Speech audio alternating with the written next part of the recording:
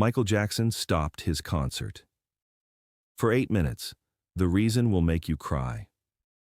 Michael Jackson was in the middle of Man in the Mirror when something in the audience made him stop singing. Mid-note. 72,000 people watching, live concert, and he just stopped. But wait, this wasn't a technical problem. The band was still playing. The lights were still on. Michael Jackson was staring at something in the crowd. What could make the king of pop freeze during the biggest concert of his career? August 16, 1993, Bucharest National Stadium, the Dangerous World Tour. This was the concert everyone wanted tickets to. 72,000 fans. People had camped outside for 3 days. Michael Jackson had just finished Billie Jean. The crowd was going insane. He was about to start Man in the Mirror. But that wasn't even the shocking part. The real story had started 6 months ago, and nobody in that stadium knew the truth. Let me tell you. February 1993. Sarah Mitchell was 11 years old, leukemia, stage 4. The doctors had given her 6 months. Before the diagnosis, Sarah had been normal. Dance classes, school plays. She'd saved up her allowance for a year to buy Dangerous on cassette. She played it every morning, every night. Her bedroom walls were covered with Michael Jackson posters. "Why do you love him so much?" her friends would ask. "Because he's different," Sarah would say. "Like me." Sarah had always been the shy kid, the one who didn't fit in. But when Michael Jackson's music played, she felt understood. Then came the headaches, the bruising, the diagnosis. "How long do I have?" Sarah had asked her mother. Her mother, Rebecca, couldn't speak. She just held Sarah's hand. "It's okay, Mom," Sarah whispered. "I'm not scared. I just want to see Michael Jackson. Just once." Rebecca's heart shattered. They lived in a small town in Romania. No money, no connections. How could she possibly get Sarah to a Michael Jackson concert? That night, Rebecca sat at the kitchen table. 2 a.m. She'd been staring at blank paper for an hour. How do you write a letter to someone who gets 10,000 letters a day? She started writing, crossed it out, started again. Finally, she just wrote from her heart. No editing, no perfection. That night, Rebecca wrote a letter. She didn't know where to send it. She just wrote to Michael Jackson, Los Angeles, USA. The letter said, "My daughter is dying. She has 6 months. Her only dream is to see you perform. I know this is impossible, but I had to try. Her name is Sarah. She's 11, and she loves you more than anything in this world." Rebecca mailed the letter. She didn't tell Sarah. Why give her false hope? 3 weeks later, a woman knocked on their door. American accent. Professional looking. "Are you Rebecca Mitchell?" "Yes. I'm from Mr. Jackson's team. May I come in?" Rebecca's hands started shaking. "Is this real?" The woman smiled. "Very real. Where's Sarah?" Sarah was in her room, too weak to come downstairs. The woman went up. Rebecca heard Sarah scream, not pain, joy. "Mom! Mom! Come here!" Rebecca ran upstairs. Sarah was holding a letter, crying, smiling. The letter was handwritten. It said, "Dear Sarah, I heard you wanted to see me perform. I have a better idea. How about you come see me in Bucharest? Front row, you and your mom, everything paid for. I can't wait to meet you. Love, Michael." Rebecca collapsed. This can't be happening. But it was. Plane tickets, hotel, VIP passes, everything arranged.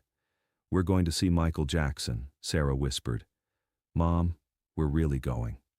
The flight to Bucharest was Sarah's first time on a plane. She was too sick to be excited, just tired. "What if I don't make it to the concert?" Sarah asked quietly. Rebecca held her hand. "You'll make it, I promise." But Rebecca wasn't sure. Sarah's platelets were dangerously low. The doctor had said traveling was insane. If something happens to her, the doctor had warned. "Then it happens while she's chasing her dream," Rebecca had said. "Not in a hospital bed." They landed in Bucharest 2 days before the concert. Sarah could barely walk from the airport to the car. The team had arranged everything. Wheelchair, medical support, private room. Fast forward to August. Concert night. Sarah was in the front row. Special wheelchair. Medical team on standby. She'd gotten worse over the summer. The doctors said she shouldn't travel. "I'm going," Sarah had told them. even if it kills me. Rebecca was terrified, but she couldn't say no. This was Sarah's dream. Before the concert started, a security guard approached. "Sarah Mitchell?" Rebecca's heart jumped. "Yes?" "Mr. Jackson wants to see her, backstage, just for a minute." They wheeled Sarah behind the stage. The energy was electric. Dancers warming up, band doing sound checks. Then Michael appeared, in his gold outfit. Ready to perform, he knelt down. "Sarah, you made it." Sarah couldn't speak, just nodded. "I'm going to find you in the crowd," Michael said. "And when I do, I want you to sing with me. Can you do that?" "Yes," Sarah whispered. The concert started. Michael Jackson emerged from smoke. The stadium exploded. Sarah was crying, happy tears. "He's real, Mom? He's really there."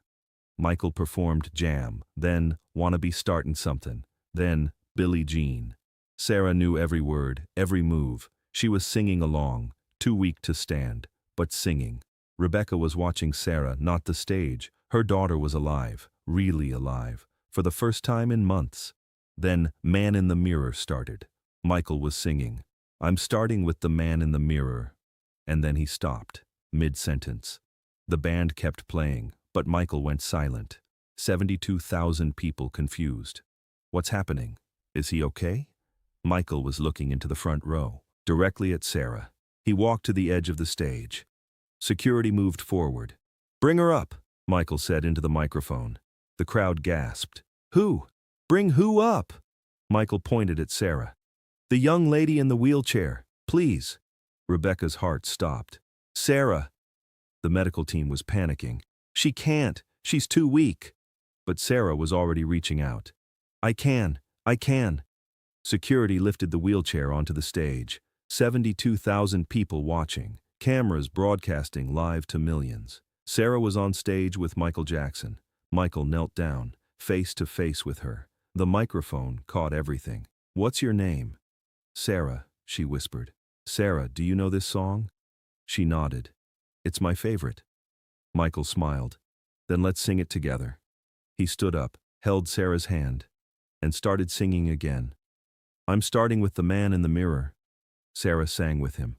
Her voice was weak, but she sang. 72,000 people joined in, the whole stadium singing. For an 11-year-old girl, 8 minutes. Michael Jackson held the entire concert for 8 minutes, just standing there, holding Sarah's hand, singing with her. The camera zoomed in, Sarah's face on the jumbotron.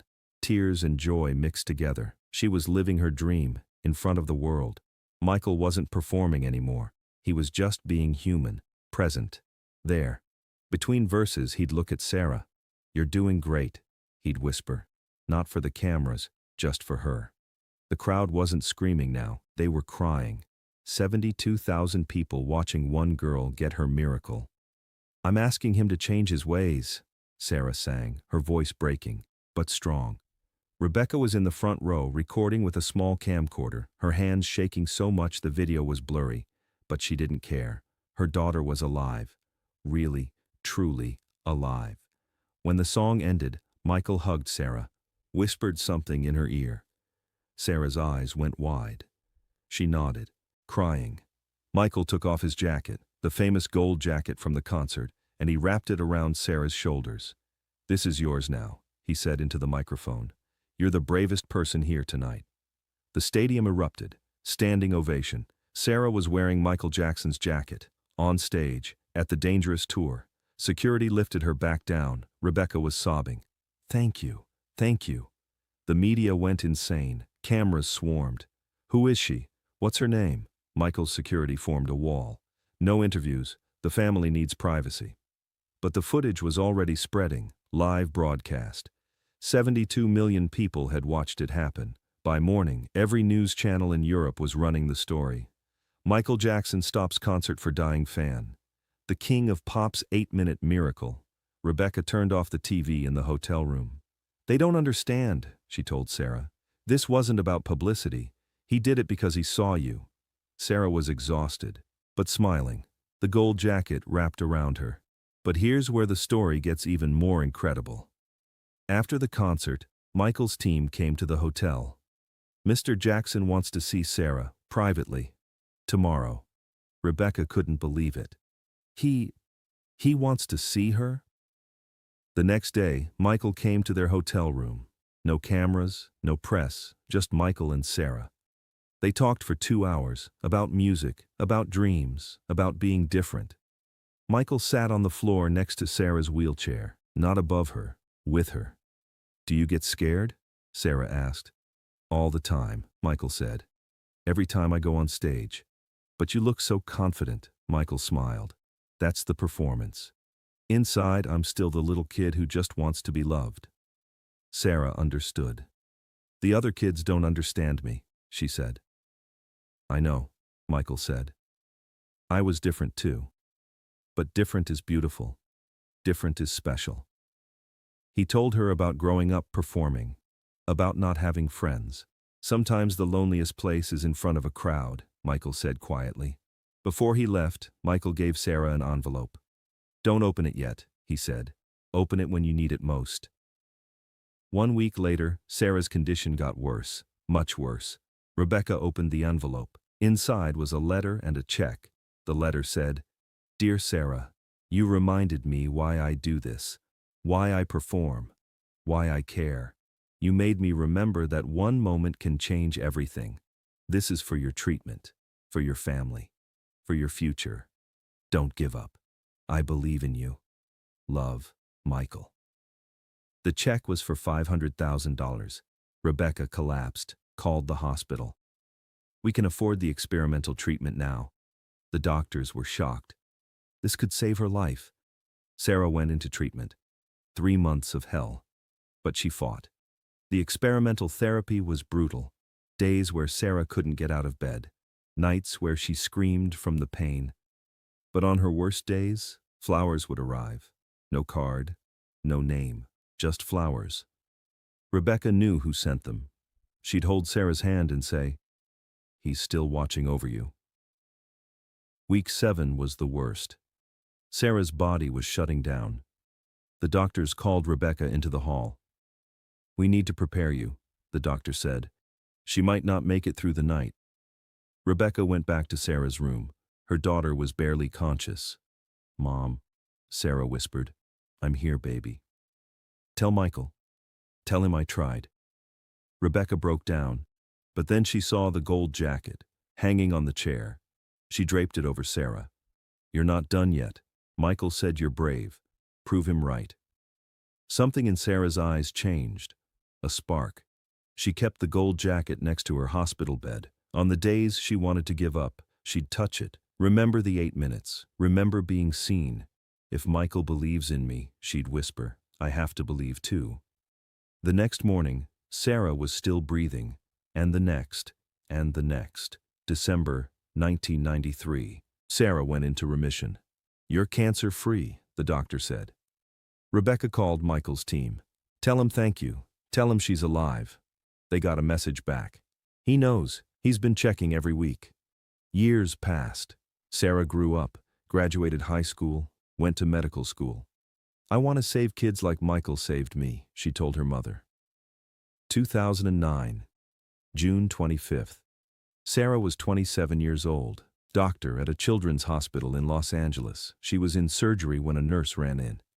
"Dr. Mitchell, I'm so sorry. It's Michael Jackson. He's gone." Sarah froze, scrubbed out, went to her car, and broke down. That night, she posted a video on YouTube. Her in the gold jacket, still had it after 16 years. "In 1993, Michael Jackson stopped his concert for me," she said to the camera. A dying 11-year-old in a wheelchair. "He held 72,000 people for 8 minutes, just to sing with me. He saved my life, with his time, his attention, his money, but most of all, with his belief. He believed I would survive, and I did." The video went viral. 10 million views in 2 days. Then others started coming forward. "Michael paid for my sister's heart surgery. $300,000, anonymous donor. He visited my son in the hospital. No cameras, just kindness. He funded our entire cancer wing. We thought it was a foundation. It was him." Journalists investigated. The truth came out. Michael Jackson had privately funded medical treatments for 89 children. Over 15 years, $12 million total, all anonymous. He had one rule, his lawyer said in an interview: never publicize it, never use it for image, just help. CNN did a special, The Secret Heart of Michael Jackson. Sarah was interviewed. That night in Bucharest, he didn't stop the concert for publicity. There were no cameras on us. He stopped because he saw a sick child and wanted her to feel special. 8 minutes of his time gave me a lifetime. 3 months later, the Michael Jackson Children's Medical Foundation was announced. Sarah Mitchell was appointed medical director. "We're going to do what Michael did," Sarah said at the press conference. "Stop everything for the kids who need us most." Today, the foundation has treated over 1,000 children, full medical coverage, experimental treatments, hope. In the main lobby, there's a photograph, Michael Jackson on stage in Bucharest, holding the hand of an 11-year-old girl in a wheelchair, both of them singing. The caption says, "He stopped the world for 8 minutes. She lived for 30 years and counting. Time given is life saved." If this story moved you, please subscribe and hit that like button. Share this with someone who needs to remember that 8 minutes of attention can create a lifetime of impact. Have you ever stopped everything for someone? Tell us in the comments. Turn on notifications because more incredible true stories are coming your way.